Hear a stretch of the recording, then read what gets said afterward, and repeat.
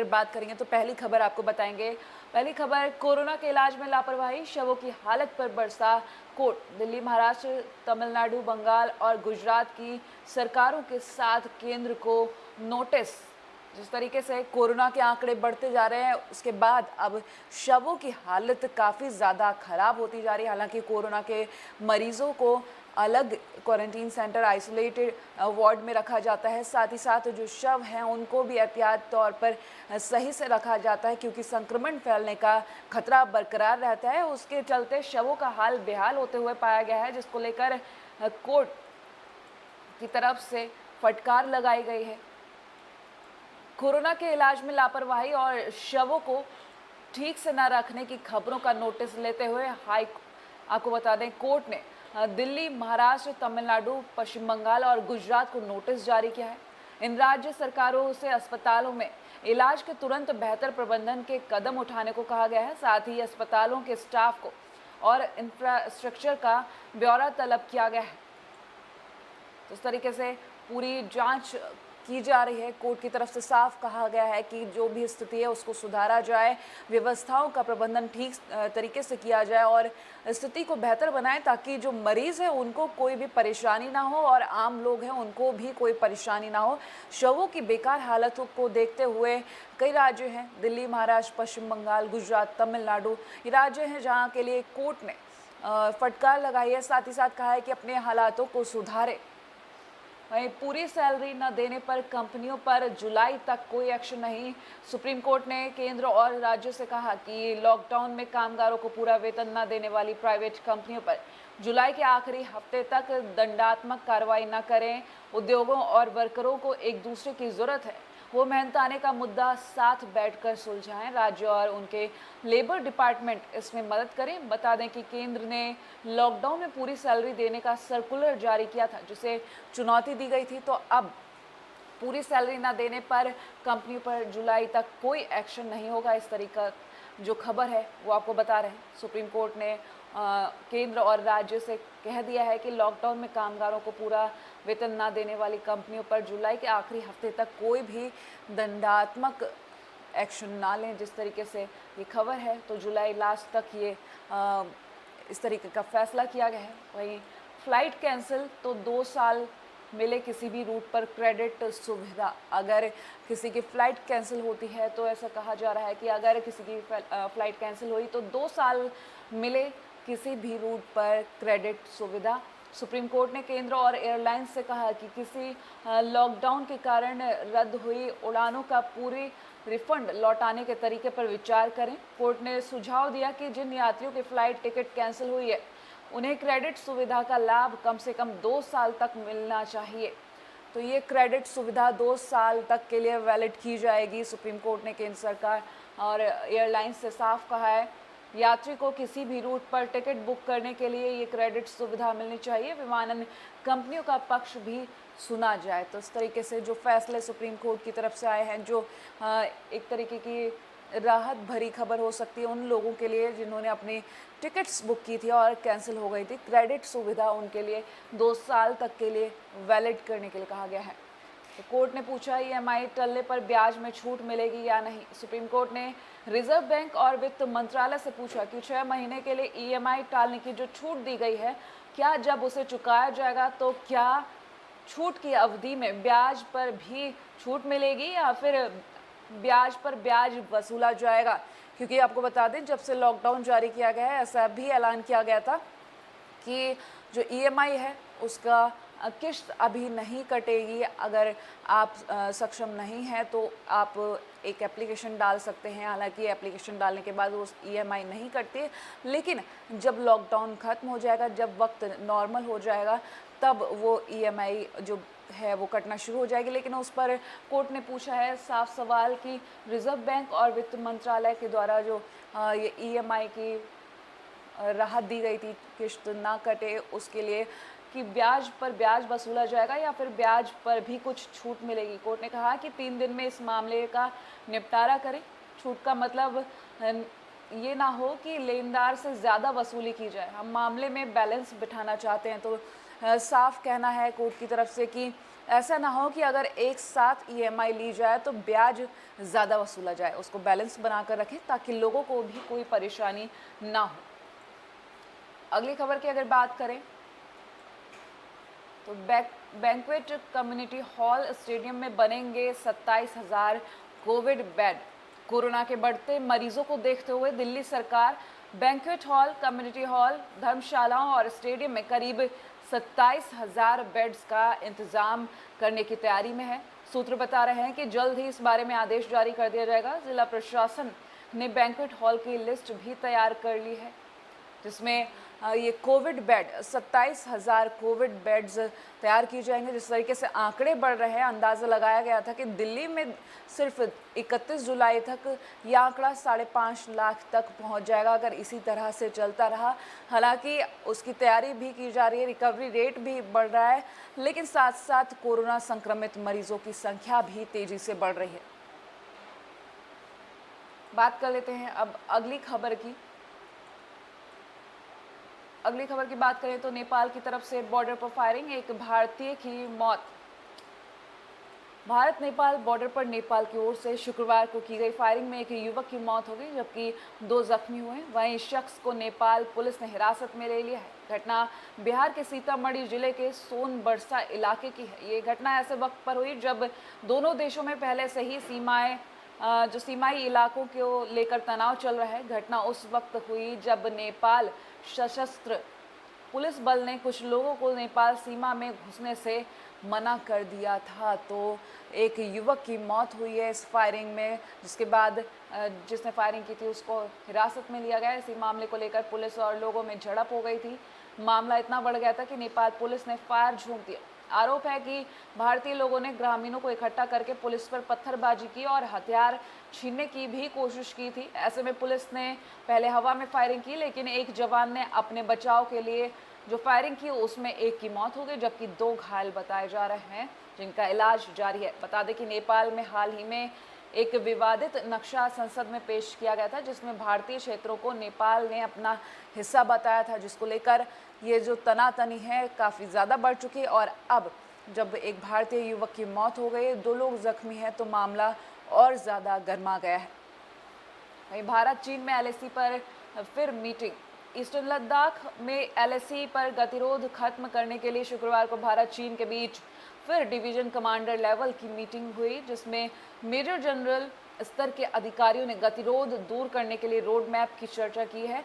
हालांकि इससे पहले भी 6 जून को कोर कमांडर स्तर पर बातचीत हुई थी। तो भारत की सीमा पर जिस तरह की तनातनी देखने को मिल रही है, साफ जाहिर है कि कोरोना से तो हम जंग लड़ ही रहे हैं, साथ ही साथ बॉर्डर्स पर भी जंग जारी है। बात कर लेते हैं अब अगली खबर की। तो दिल्ली, महाराष्ट्र और तमिलनाडु ने साफ किया दोबारा लॉकडाउन नहीं। दिल्ली, महाराष्ट्र और तमिलनाडु सरकार ने शुक्रवार को दोबारा लॉकडाउन की खबरों को खारिज कर दिया है। दिल्ली के स्वास्थ्य मंत्री सत्येंद्र जैन ने कहा कि दिल्ली में अब दोबारा लॉकडाउन नहीं लागू किया जाएगा। वहीं महाराष्ट्र के सीएम उद्धव ठाकरे ने भी साफ किया कि अब राज्य में लॉकडाउन नहीं बढ़ेगा। उन्होंने लोगों से अपील की है कि वो घरों में ही रहें और सोशल डिस्टेंसिंग के नियमों का पालन करें। साथ ही तमिलनाडु सरकार ने भी लॉकडाउन की जो खबरें हैं उनको खारिज करते हुए अफवाह बताया, साफ कहा है कि लॉकडाउन नहीं बढ़ेगा। लेकिन इसी बीच आपको बता दें कि कुछ खबरें आ रही थी कि 15 जून के बाद से दिल्ली में और कुछ ऐसे राज्य हैं जहां पर लॉकडाउन फिर से बढ़ा दिया जाएगा, यानी कि लॉकडाउन इस बार अगर बढ़ाया जाएगा तो वो लॉकडाउन पहले लॉकडाउन के जैसा होगा, जैसे उसमें सख्ती ज़्यादा होगी। लेकिन अब इन राज्य सरकारों ने साफ इनकार किया है कि लॉकडाउन अब नहीं बढ़ाया जाएगा, ये अफवाह है। लेकिन इसी बीच आपको बता दें पंजाब और एमपी में 2 दिनों के लिए यानी कि सैटरडे संडे के लिए लॉकडाउन पूरी तरह से लगाया गया है, संपूर्ण लॉकडाउन घोषित किया गया है। लेकिन अभी भी दिल्ली, महाराष्ट्र और तमिलनाडु में इस खबर को खारिज किया गया है। लेकिन आने वाला वक्त बताएगा कि आगे क्या कदम उठाया जाता है, क्योंकि अभी 30 जून तक तो लॉकडाउन है ही, लेकिन साथ ही जो 3 फेजेस कहते हैं, अनलॉक 1 में अभी हम काम कर रहे हैं, लेकिन अनलॉक 2 की जो बात की गई थी वो जुलाई में कहा गया है। लेकिन देखने वाली बात होगी कि किस तरीके से अनलॉक 1, 2, 3 ये लागू किए जाएंगे और देश में जो लॉकडाउन जारी है उसको ख़त्म किया जाएगा। साथ ही साथ कोरोना पर भी नज़र रखी जाएगी, क्योंकि कोरोना इस वक्त काफ़ी तेज़ी से फैलता जा रहा है।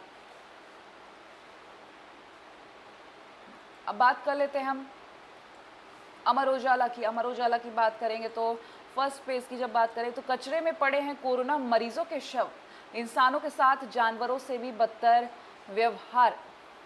दिल्ली सरकार को फटकार, कहा अस्पतालों में भयावह हालात। केंद्र, महाराष्ट्र, पश्चिम बंगाल, गुजरात और तमिलनाडु को भी नोटिस। तो कोर्ट की तरफ से नोटिस दिया गया है दिल्ली, तमिलनाडु, पश्चिम बंगाल, गुजरात, महाराष्ट्र और केंद्र को भी कोर्ट की तरफ से नोटिस दिया गया है। जो शव कचरे में पड़े हुए हैं उनसे हालत उनकी ज़्यादा शवों की हालत काफ़ी ज़्यादा ख़राब हो चुकी है। इनसे कोरोना का संक्रमण फैलने का खतरा तो है ही, लेकिन साथ ही साथ जो एक इंसानियत है वो देखने को नहीं मिल रही, क्योंकि जिस तरीके से शवों के साथ ये जानवरों से जैसा व्यवहार किया जा रहा है, इसको देखते हुए कोर्ट ने नाराज़गी जताई है और फटकार लगाई है। साथ ही साथ नोटिस भी जारी किया गया है।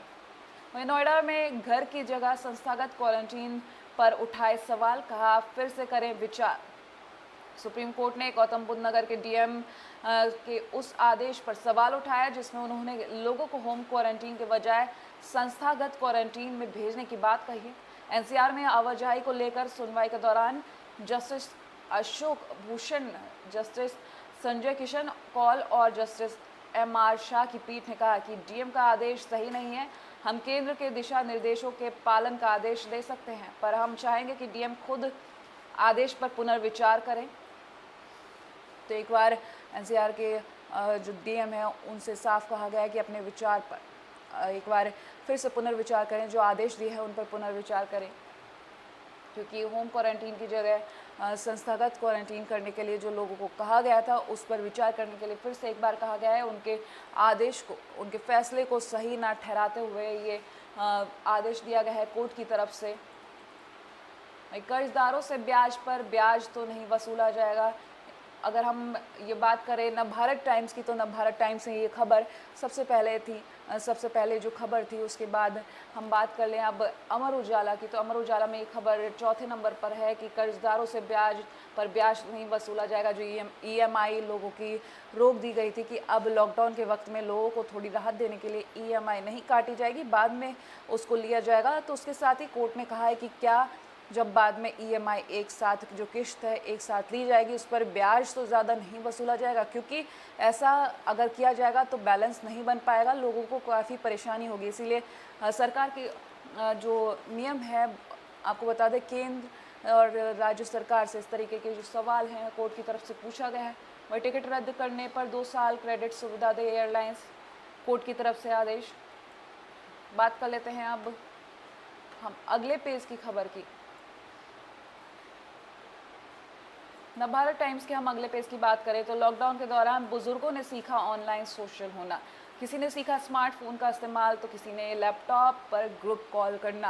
हालांकि लॉकडाउन में समय व्यतीत करना, काफ़ी लंबे समय से घर में रहना बहुत मुश्किल है, लेकिन इसी बीच अगर आप अपने समय को कुछ इंटरेस्टिंग बना लेते हैं, कुछ अच्छे काम करते हैं, अपने समय का सदुपयोग करते हैं, तो एक अच्छा समय आप अपने घर वालों के साथ व्यतीत कर सकते हैं। जैसे कि अगर मैं आपको इस खबर के बारे में बताऊं तो कुछ बुज़ुर्ग ऐसे हैं जिन्होंने घर में रहकर आज की पीढ़ी के जो उपकरण है, गैजेट्स है, उनको सीखा है। हालांकि बुज़ुर्गों के लिए बहुत ज़्यादा मुश्किल होता है, लेकिन लॉकडाउन का समय जो उसका सदुपयोग किया गया है वो इन बुज़ुर्गों ने ऑनलाइन सोशल होना सीखा है, ऑनलाइन ग्रुप कॉल करना सीखा है।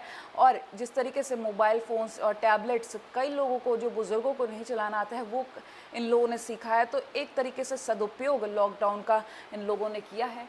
वहीं आईजीआई एयरपोर्ट पर ये कोरोना वॉरियर एक ही यात्री को सुरक्षित कर रहा है। T3 पर मुफ्त में मास्क और हैंड सैनिटाइजर देते हैं हवलदार ललित। तो कोरोना से लड़ने के लिए सरकार ने ज़रूर कहा था, साथ ही साथ उन्होंने ये भी कहा था जितने सक्षम आप हैं उतनी मदद लोगों की करें, क्योंकि इस वक्त ज़रूरत है कि अगर हम एकजुट होकर चलेंगे तभी हम कोरोना से लड़ पाएंगे। लेकिन इसके लिए ज़रूरी है कि आप अपनी भी सुरक्षा करें, खुद भी मास्क और सैनिटाइज़र का इस्तेमाल करें, क्योंकि अगर आप खुद सुरक्षित रहेंगे तभी आगे लोगों को सुरक्षित कर पाएंगे। तो आईजीआई एयरपोर्ट पर T3 पर मुफ्त में मास्क और हैंड सैनिटाइज़र बांटते हुए हवलदार ललित। भाई 2-3 हफ्तों में कोरोना के ग्राफ में हो सकता है सुधार। एम्स के डायरेक्टर, जी हाँ, एम्स के डायरेक्टर डॉक्टर रणदीप गुलेरिया ने कहा कि दिल्ली में लगातार कोरोना वायरस के मरीज बढ़ रहे हैं। कई इलाकों में खासतौर पर हॉटस्पॉट एरिया में संक्रमण ज़्यादा देखने को मिल रहा है। अगले महीने तक दिल्ली में 5.5 लाख मरीजों की संख्या हो सकती है, लेकिन ये एक मैथमेटिकल डेटा है और कई बार ये पूरी तरह सही भी नहीं होता है। अगर कोशिश की जाए तो अगले 2-3 हफ्तों में कोरोना के ग्राफ में सुधार हो सकता है। उन्होंने कहा कि कोरोना काल में आंकड़ों से ज़्यादा बचाव पर फोकस होना ज़रूरी है। संक्रमण नियंत्रण को लेकर हर संभव प्रयास करना एक ज़रूरत है। तो हर राज्य में ये देखने को मिल रहा है कि हम लोग को किस तरीके से बचाया जाए। सरकार कोशिश कर रही है, नियम बना रही है, सख्ती कर रही है। साथ ही साथ पुलिस प्रशासन भी कोशिश कर रहा है कि वो लोगों को जागरूक करे और इसके साथ हमारी भी जिम्मेदारी कि हम वो लोग जो हमें जागरूक कर रहे हैं उनकी बातों को सुने।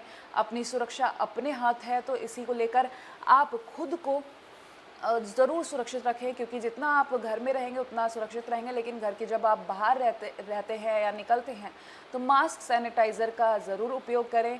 सोशल डिस्टेंसिंग ज़रूर मेंटेन करें, क्योंकि इस वक्त आंकड़ा तेज़ी से बढ़ता जा रहा है। लगभग 3 लाख के पार ये आंकड़ा जा चुका है और इस तरीके से जब आंकड़ा बढ़ता हुआ नज़र आ रहा है तो चिंताएं ज़ाहिर सी बात है बढ़ेंगी, लेकिन उसमें अगर आप खुद को सतर्क रखते हैं, सावधान रहते हैं खुद से, तो फिर आप अपनी सुरक्षा खुद से ही कर सकते हैं। तो इसी के साथ गुड मॉर्निंग भारत में आज के लिए इतना ही। देश और दुनिया के तमाम बड़ी खबरों के लिए देखते रहिए AB स्टार न्यूज़।